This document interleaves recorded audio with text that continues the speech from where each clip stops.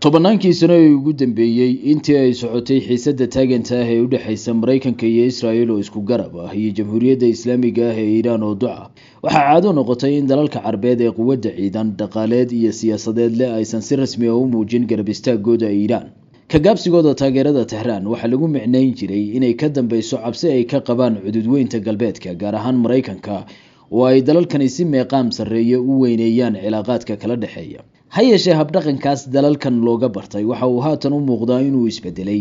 kadib markii saacadihii ugu dambeeyay si istaba joog ah warar ka soo baxay Riyaadda Sacuudiga iyo Abu Dhabi Imaaraadka Carabta lagu sheegay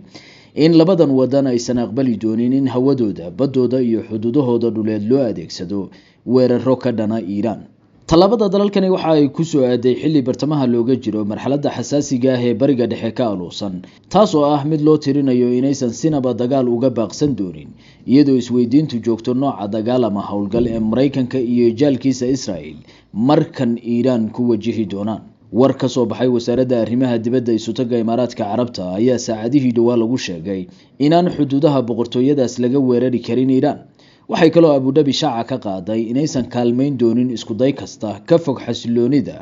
oo ka dhana Tehran iyagoo soo jeediyay in wada hadal nabdoon waafaqsan shuruudaha caalamiga ah iyo ilaalinta xornimadadeed uu yahay xalka kaliya ee hoos loogu dhigi karo xiisadda haatan ka oogan gobolka bariga dhexe taasoo la fahanteedu ah luqad aan waagan looga baran boqortooyada Imaaraadka warka kan xigay miisaan ahaan ka cuslaa waxa uu ahaa taageerada buuxda ee boqortooyada Sacuudigu xalay u muujisay Jamhuuriyadda Islaamiga ah ee Iiraan wada hadal khadka telefoonka ah oo dhex maray dhaxal sugaha boqortooyada Sacuudiga Mohammed bin Salman iyo madaxweynaha Iiraan Mas'uud Pezeshkian ayaa lagu sheegay in hoosta looga xariiqay inaan boqortooyadu aqbalayn in xadadkeeda dhuleed badeed iyo cireed laga weeraro Iiraan dhaxal sugaha boqortooyada Sacuudiga ayaa Pezeshkian u sheegay baa la yiri in Riyaad qadarin weyn u hayso madax banaanida daleed ee Iiraan aysan aqbali doonin in dalkeeda looga duulo Tehran marka laga yimaado garab istaagan waqtiga adag ku soo aaday ee aan dab loo ogeyn waxa haatan kalifay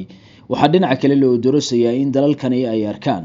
inaan xiisad dagaal oo xilligan bariga dhexe ka qaraxda aysan cidna maslaxadi ugu jirin waa marka laga hadlayo dalalka mandiqada isku yaal halka docda kale warkani ku soo aaday xilli maalin ka hor taliye ku-xigeenka docda siyaasadda ee ciidamada ilaalada kacaanka Iiraan Mohammed Akbar Sadiq uu sheegay in saaxiibtinimo kala dhaxayso dalalka gobolka balse haddii ciidooda badooda iyo hawadooda laga weeraro Iiraan ay si rasmi ah u gali doonaan liiska cadowga Jamhuuriyadda Islaamiga ah halka marka ay joogto waxa isweydiintu noqonaysaa ama madaafiicda ridada dheer guuxooda ka dheereeya ee Iiraan